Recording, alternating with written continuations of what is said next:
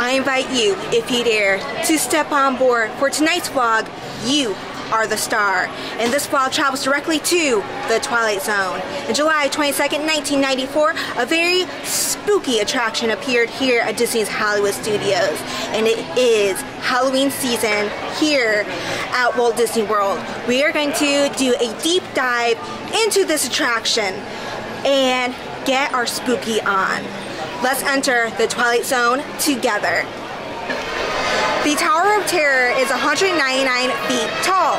The reason why it isn't 200 feet tall is because at 200 feet, there would have to be a red blinking light to warn planes that there is a high tower that could possibly be in its way. So it is 199 feet tall, and for a while, it was the tallest attraction here at Walt Disney World. That has been beat by Expedition Everest. And Expedition Everest is 199.5 feet tall. In order to properly prepare, in order to create the Hollywood Tower Hotel, the Twilight Zone Tower of Terror, the Disney Imagineers had to watch all 156 episodes of the Twilight Zone from beginning to end multiple times in order to get the detail just right. And there are multiple nods throughout the Twilight Zone Tower of Terror that goes back to some of the original episodes. Awesome photo opportunity just in front of the Tower of Terror, where you can have a suitcase. It is very light, so your children can hold it, but it's also very sturdy, so you can sit on it. And I just did a couple photos with that. It was so much fun. I had PhotoPass photographer Alexandra. PhotoPass photographer Alexandra did an awesome job. I told her that I did not have PhotoPass right now, and she was like, I can take it with your phone. And she took plenty of time with me and everyone that was in front of me. So she took awesome pictures too. So thank you, PhotoPass photographer Alexandra. You are awesome. Over here is the extended queue for the Hollywood Tower Hotel. Over here is the grounds shed, and in the extended queue there is the grounds shed. So you'll notice a wheelbarrow, some gardening equipment, and a shed. And this is a part of the immersement for the attraction before you even enter the line. So we're going to turn back around and head towards the actual attraction. Before we enter the actual attraction, I want to go all the way back to the gift shop so we can discuss the time period that this attraction takes place in. So this episode is supposed to take you back in time to October 31st, 1939. You can see that at the gift shop, where they have Halloween decorations and talking about a Halloween gala, and everyone was pretty happy and excited for Halloween, and then the elevators are struck by lightning and people disappear.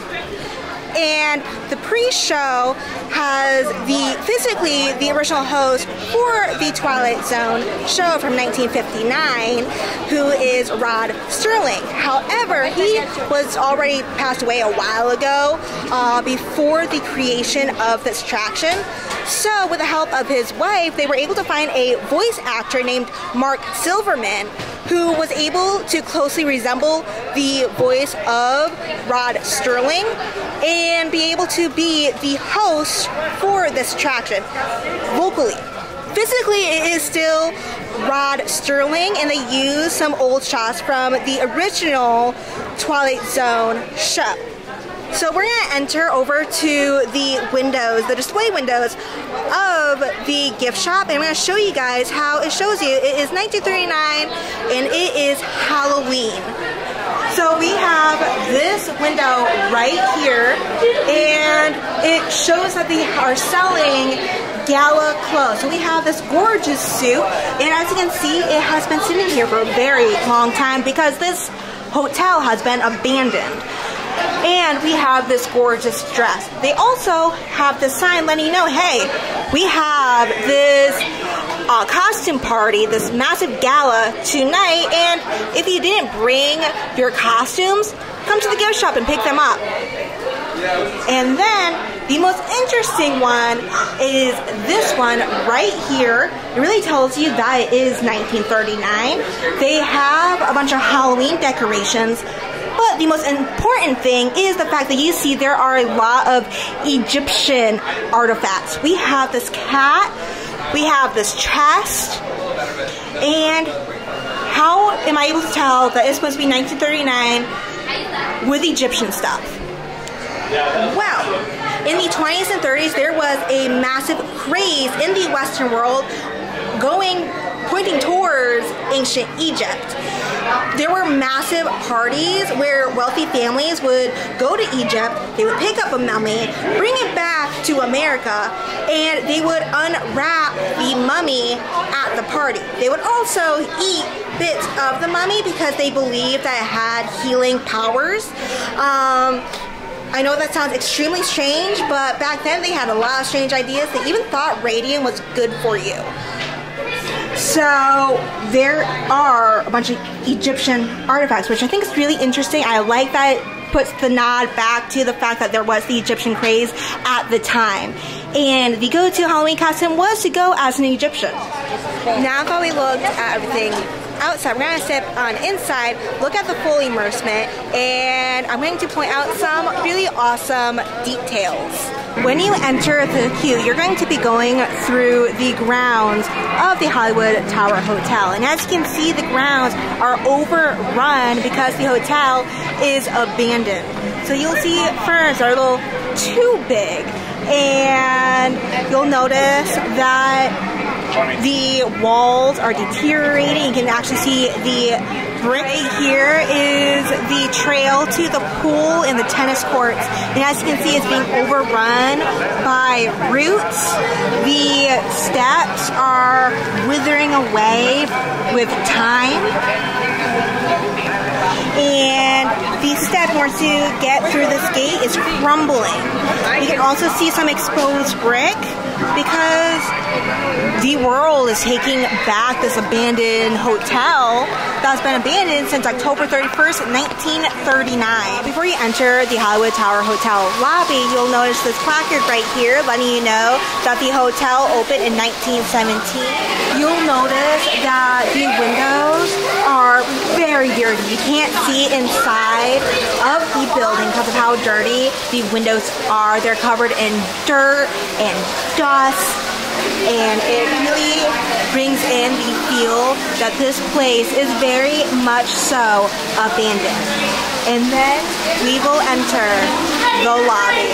This mahjong set, as you can see, it looks like it was not completed. It just stopped halfway through, and that was done on purpose. Disney hired professional mahjong players to start playing, and then as soon as there was just one move left to win, they were told to get up and walk away. And so it looks like in 1939, October 31st, 1939, some mahjong players were playing. They came close to completing the game, and they disappeared. Many of the pieces in the lobby are actually historic items. They were found in antique malls all over Los Angeles, which I think is a very interesting detail, the fact that the Imagineers purposely went to antique malls to find these items. And as you can see, it also looks like people had gotten tea and then didn't get to drink it. There are cobwebs everywhere. And fun fact, these aren't real cobwebs. They're actually made out of hot glue.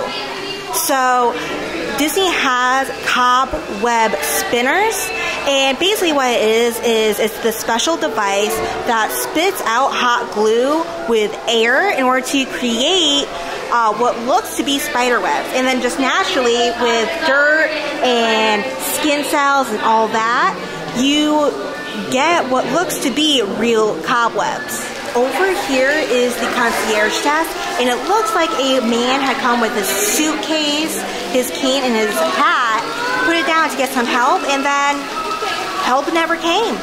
Have you guys stopped to look at some of the statues, including this one of the owl? This is actually a sculpture by the 19th century sculptor Auguste Moreau, and there are a few of his sculptures in here. And again, like, this is just a part of, you know, he was a sculptor that was popular during this time period, the 19th century. And so they decided to put some of his sculptures in here so that it engulfs you into the story. We're actually really lucky today because it is pouring. The line isn't a thing right now. There are some people coming in to hop on the ride, but for the most part we have the lobby all to ourselves, so I can point out a little bit more detail, hang around a little bit longer than what I normally do for lines. And I'm enjoying myself looking at all the detail that is in the lobby, because the lobby is so immersive in the experience. It really shows that the hotel is fully abandoned, that people were doing their own thing on their vacations for October 31st, getting themselves ready for their Halloween party, and then also just everyone disappeared. That table right there is another example of where people were just living their lives, enjoying their vacations. They had ordered a bottle of Prosecco. They have their champagne glasses out, but they never got to drink it. There is a gorgeous grand fireplace in this lobby. They have couches set up so you can enjoy the fire. It looks like a man had taken off his jacket to enjoy the evening. The detail in the fireplace. Okay. It looks like there is a devil man carved into this fireplace. It really kind of makes sense that it would be there because of what happened here at the Hollywood Tower Hotel. There are multiple references to the devil here at the Hollywood Tower Hotel. The devil that is on top of the fireplace, that is one example. Mr. Cadwallader was actually revealed to be the devil in one of the original episodes of the Twilight Zone. And Mr. Cadwallader did also sign off on the elevators here at the Hollywood Hotel, saying, yes, this is 100% safe to go on to. Was it safe? Another very common motif in this attraction is the number 13, unlucky 13. You drop 13 stories. Also, this hotel is rated 13 diamonds, and yet AAA only rates by 4 diamonds. And there's actually a placard over by the concierge desk that says that there are 13 diamonds. There are 13 diamonds in the plaque. This and this elevator are the 2 original elevators that disappeared when the lightning struck them. And as you can see, there are out of order signs, and they look charred. And so instead of you riding these elevators in this attraction, here you are going to be riding the maintenance elevators. 17th century original, one is production. Out of these 2. Out of these 2. One is the original, one is the reproduction. Okay. One original, one is reproduction. Ooh.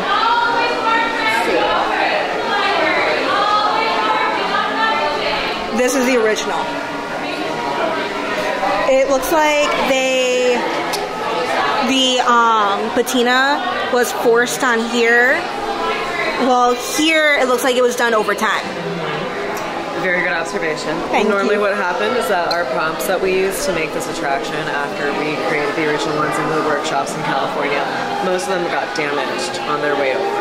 So this one we were able to keep the way that it should have been. But this one you can actually see all the scuff marks on the bottom and on the sides if you were to look a little bit closer. That is so cool. And since you're here, you have to ring the bell. That's the only thing that people have to do while they're here. Oh, I get to ring the bell? Gotta ask for service.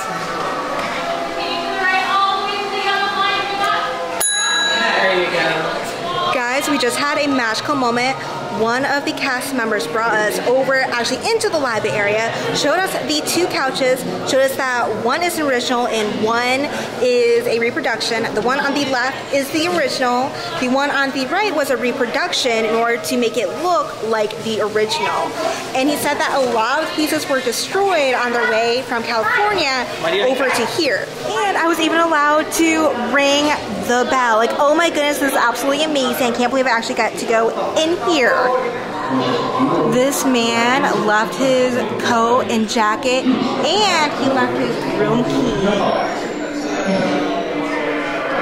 He was in room, it looks like room 80. And look at this gorgeous phone. The detail in this phone is absolutely beautiful. And it has a castle in the rotary. Do any of you guys know how to use a rotary phone? I'm just curious. I've noticed that not too many people know how to use it. There's also a letter box. And what's really interesting is you see those slits right there that has letters in it.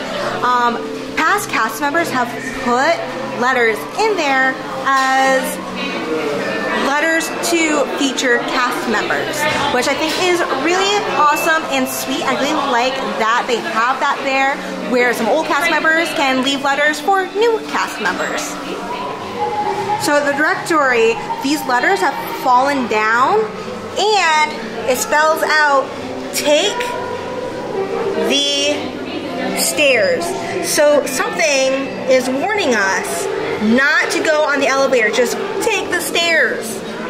So after spending, oh gosh, almost an entire hour in the lobby area, having a magical experience, those magic moments are very rare. I can't believe like I actually got to have one. And we got to go actually step foot in this lobby area, ring the bell. Absolutely amazing. So it's starting to get busy again. It's starting to stop raining. So we are no longer going to be in the lobby. We're going to be going into the library and in the boiler room. So we are entering the library now. And take note of the props up here, because those are real props that were used in the movie. Also, we have a Ouija board, and this trumpet is on top of some pages, music notes. What? No Mickey Mouse? So this is actually considered to be a hidden Mickey. Tonight's story of the Twilight Zone is somewhat unique and calls for a different kind of introduction. This, as you may recognize, is a maintenance service elevator, still in operation, waiting for you. We invite you, if you dare, to step aboard, because in tonight's episode, you are the star, and this elevator travels directly to the Twilight Zone. Everything has some layer of gunk on it. As you can see, the glass is covered in what I would think is probably the dust from the coal, because this is supposed to be a furnace run by coal. Coal was a major source of power and heat during the early 1900s, the 20s, the 30s. And so that is the reason why these furnaces are massive. They are burning coal in order to heat up the hotel and ensure that the water is nice and warm. If you chicken out, there is the express elevator that you can take before you could even hop onto the ride vehicle. And the express elevator will take you down to where the gift shop is, where you can meet your family after they get off of the attraction. So this cage is the engine for the elevator, and guys, it is so sketchy. You can see sparks coming off of the motor, and it kind of adds like a I should not be on this elevator sensation. That is just another example of the added detail that the Disney Imagineers put into this attraction to ensure that it was a little sketchy, a little creepy, and it immerses you into the Twilight Zone.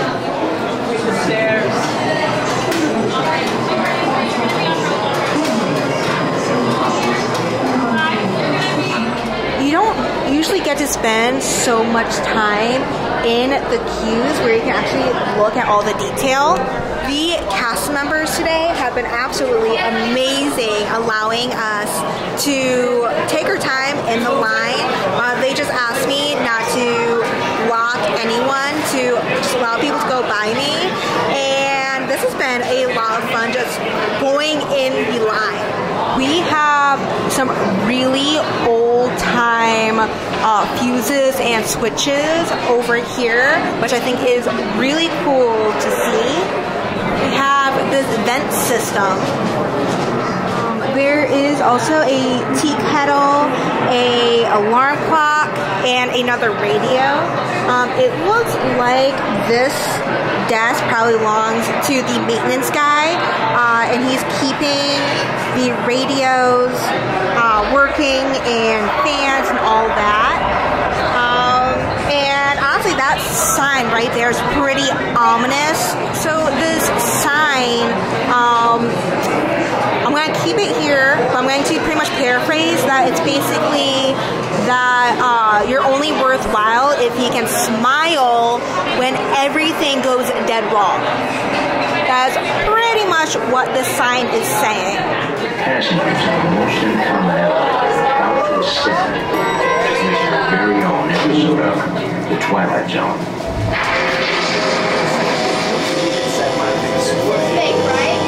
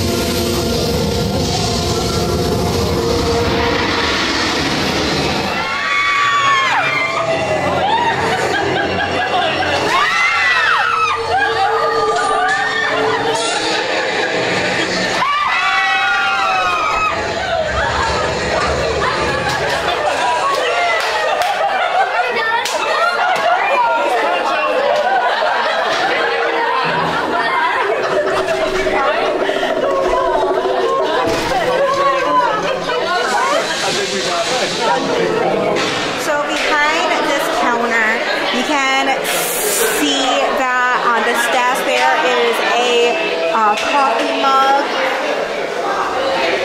That's actually really interesting. I never really poked my head in here before. We have a rotary phone back there. It also looks like there's a baseball poster. There are some pictures of some women, probably pictures of some loved ones, and I also can't help but notice that there is a switchboard. So you used to have to call an operator. It was usually a woman, and she had control of all the lines. But mind you, I'm going to move away from over here. I'm going to tell you a little bit more about the switchboard. So you used to have to call the operator, and she would have a switchboard. The switchboard controlled the lines for the telephone, and everyone shared a line. So she would have to unplug one line and plug it into another line so that you could call your neighbor. But because the entire neighborhood shared a line, you could pick up the phone and overhear one of your neighbors maybe talking some gossip about you. So that is the original way you used to call people, was with a rotary phone. You shared a line with your entire neighborhood. Behind the PhotoPass desk, so over there is where you could scan your Magic Band for your photos, and over here is where you can buy your photos. And we have some more things behind here. So we have some luggage. The luggage down there is owned by someone with the initials SK. We have a very creepy ventriloquist doll. Ventriloquist dolls are honestly, have always been very creepy, and the Twilight Zone fed off of that. They had multiple episodes looking at ventriloquist dolls, including one with the main character Caesar. Caesar had his own personality as a ventriloquist doll, and could do whatever he pleases.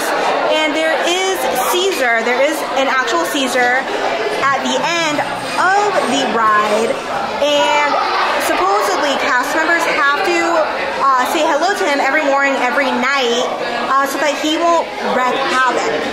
The Sunset Room was the restaurant for the Hollywood Tower Hotel, and they actually still have the menu up for October 31st, 1939, the dinner that never got to happen. And this is what you could have gotten.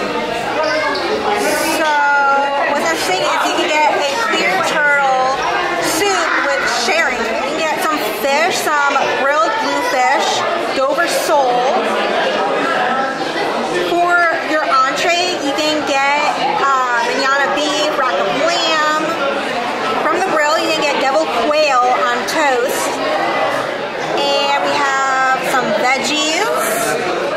The dessert sounds really good. You have peach shortcake, apple pie and cream, and something with chocolate. And of course, because you're staying at a hotel from 1939, you can get yourself some cigars and cigarettes. The gift shop has quite a few pieces of merchandise of the Tower of Terror. We have this drinkware right here, the Hollywood Tower Hotel, and it's supposed to look like the bellhop uniform, which I really like. This is heavy duty, it is thermal, and it is $34.99. You can also pick yourself up a bellhop hat, the Hollywood Tower Hotel. It has the crest of the hotel on the top of it, or you can get yourself a keychain of the hat. And it does have an imprint of the Hollywood Tower Hotel on the top. It says the Hollywood Tower Hotel on the side. This is a pretty nice mug. It has Mickey Mouse. Looks like he's checking on in, but he didn't know he was checking on into the Twilight Zone instead of a hotel. And it says, drop in if you dare. And this side right here says the Hollywood Tower Hotel. And the inside has what looks to be the bellhop uniform. But also, it looks like as you add your hot beverage, some little spots start to appear, such as this right here that tells you which floor you're on, the bell for the front desk, a key, and a phone. And it looks like stars appear as well. This is a nice mug. It is $14.99. It is hefty. There's also this t-shirt right here. Do drop in the Twilight Zone Tower of Terror for $19.99. It looks like this is the kids' shirt. We also have this awesome Loungefly. Like, holy macaroni, this is awesome. So the doors open and close, which is really cool. And when they open, it shows Mickey and Minnie Mouse in classic 1930s fashion. We also have a bellhop Donald, a bellhop Pluto, and a bellhop Goofy. We also have these adorable Loungefly ears. So out of all of the ears, Loungefly versus Disney brand, Loungefly to me is the most comfortable. And these glow in the dark. Yep, that's right, these glow in the dark. So awesome. The ears are $39.99. I need these ears. And the Loungefly backpack also glows in the dark and is $85. For $39.99, you can get these really soft Tower of Terror leggings. And then, last but not least, is this really cute t-shirt. Drop in if you dare. It is of a bellhop Pluto. I think it's super cute. And this is $19.99. Okay, so let's talk ride system. So the ride system is an elevator, but what is special about said elevator is it can move forward, backward, side to side, and when it does that, it is trackless. So you can thank the creation of Save the Ride Ratatouille to this attraction because it was one of the original trackless rides.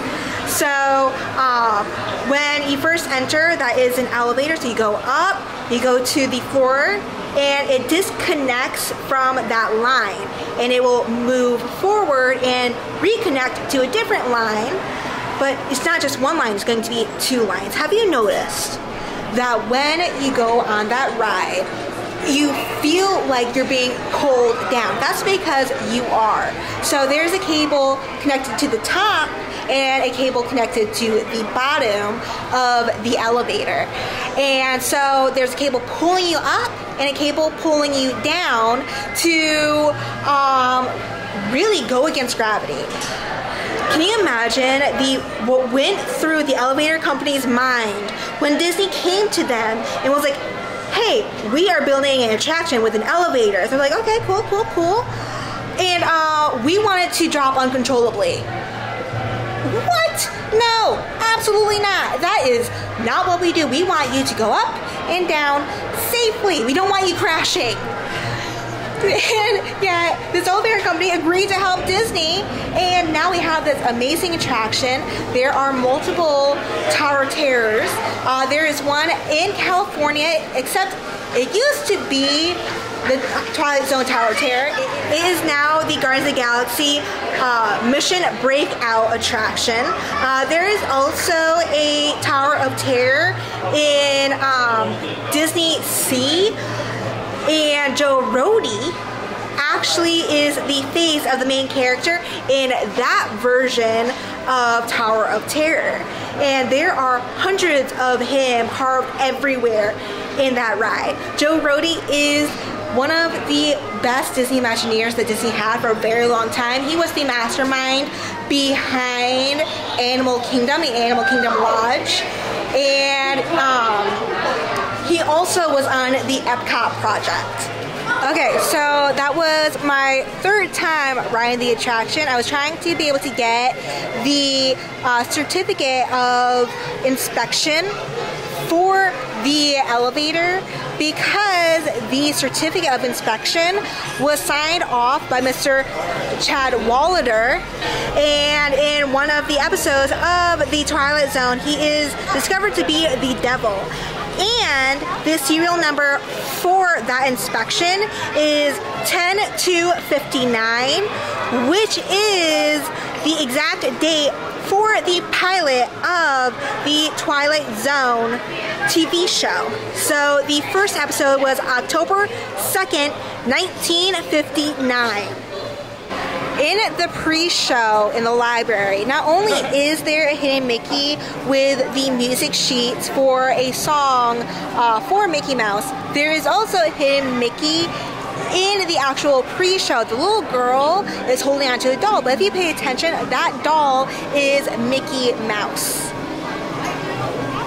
Not only is Tower of Terror trackless, which was brand new, and if it wasn't for that, we would not have trackless rides today. We also have a computer system in here that is able to randomize your experience. You never know how many times you're going to go up, down, if you're going to go up first, if you're going to go down first, if you're going to go down multiple times before going up. It is all randomized because of the computer system in each elevator. So each time you ride it will be a completely different experience. So I rode this 3 times and each experience was completely different. That is a way to ensure that every single time you ride this attraction, it'll make you want to come back for more because it doesn't become stale. It's not like, oh, we're gonna go up now we're gonna go down. It changes every single time, and I really like that about this attraction. And the more you ride it, the more details you do notice. I mean, when you rode this, did you ever notice that there was an inspection tag that looks back at previous episodes of the Twilight Zone? Because let's face it, this is an episode. It's an episode that you yourself get to step foot into, and there are nods to previous episodes. The Tower of Terror is one of my favorite attractions. It has a cult following, a lot like the Haunted Mansion. And speaking of the Haunted Mansion, we all know that if you see the number 13 for the wait time at the Haunted Mansion, that means it is a walk-on. That is the same thing here at the Tower of Terror. So if you are on the My Disney Experience app and you see the number 13, that is your lucky number, or unlucky depending on how you look at it. So you run on over to Sunset Boulevard and you go on Tower of Terror with no wait. Oh my goodness, I had such a blast going directly into the Twilight Zone with you guys. I love the Twilight Zone Tower of Terror, and it is such a cult classic because the drops are constantly changing. It is randomized, so each time you go on, it's going to be a completely different experience. And it is so well detailed to fully immerse you into the episode of the Twilight Zone that you will notice new details each and every time you ride it. Comment down below, let me know what was your favorite detail you noticed today in this vlog. Mine would have to be the inspection tag, because it is an nod to 2 episodes of the Twilight Zone.